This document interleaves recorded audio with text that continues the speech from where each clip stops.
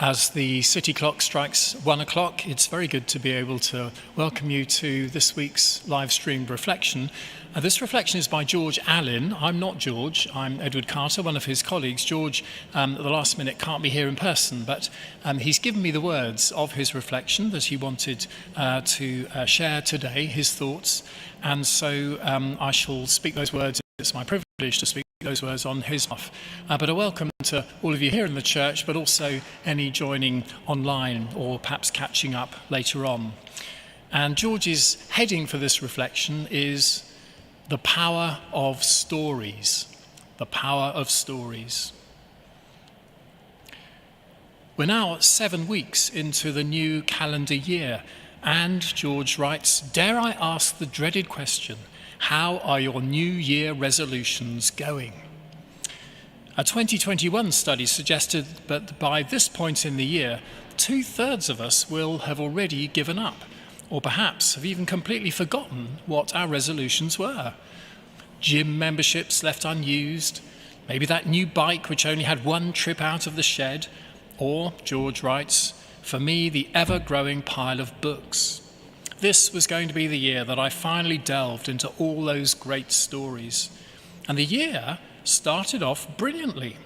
George read a grisly Agatha Christie mystery novel, Poirot dashing round the country with a cast of eclectic characters, followed by a wistful romance set in the idyllic Italian sun.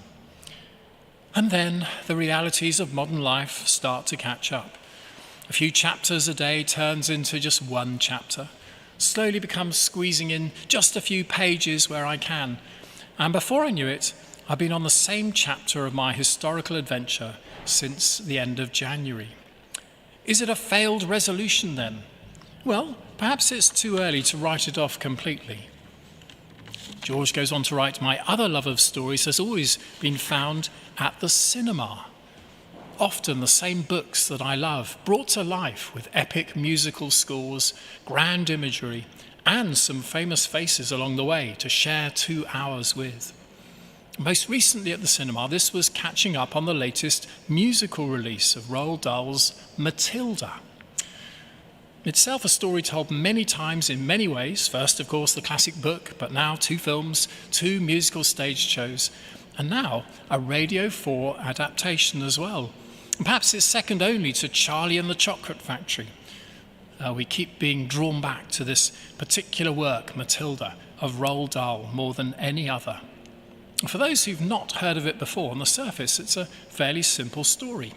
A young girl who loves to read, much to the displeasure of her family, who then starts at a new school led by the infamous bully of a head teacher, Miss Trunchbull. What a great name that is.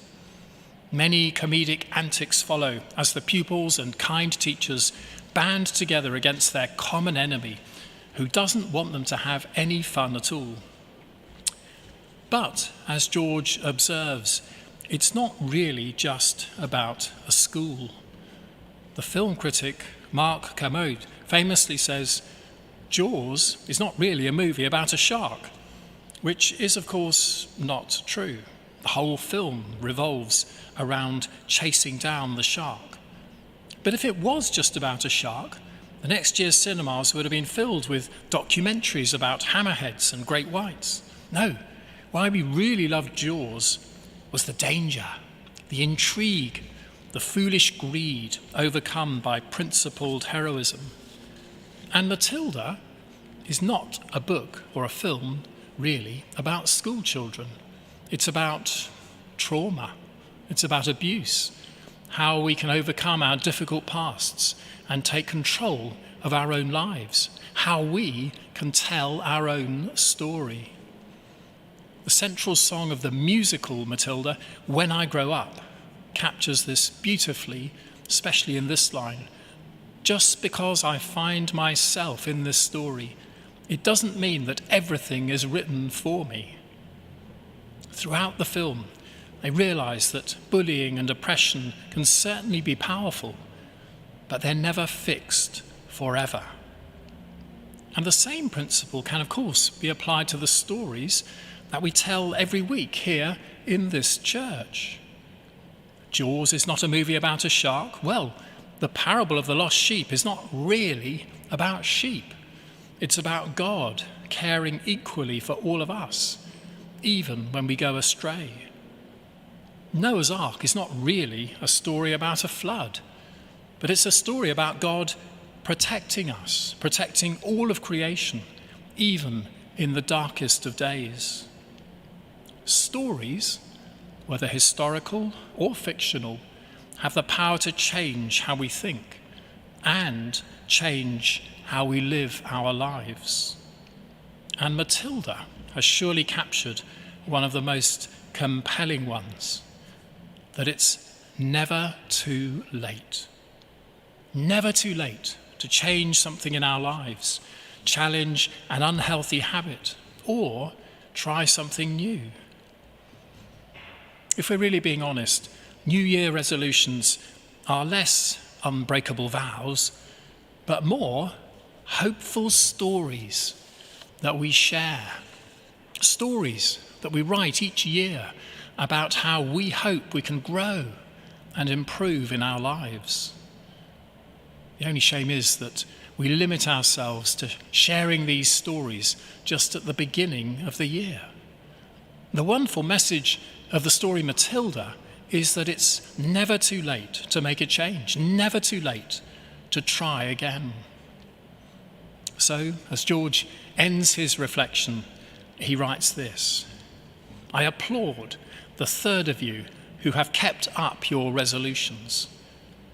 But if you're in the camp with me, many others, and have let them lapse, I invite you to join me in having another go at your goal. Even better, if you decided this year to skip resolutions altogether, why not take today to pick up a new one, or even an old one? Because it really is never too late to decide to live a new chapter in your story.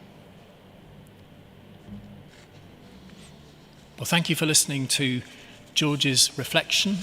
As I said at the start, he, at the last minute, wasn't able to be here in person, but he kindly shared his thoughts with me. It's been a privilege for me to share them with you. Thank you for joining us. There are reflections every Wednesday at 1 o'clock. I hope to see you for the one next week.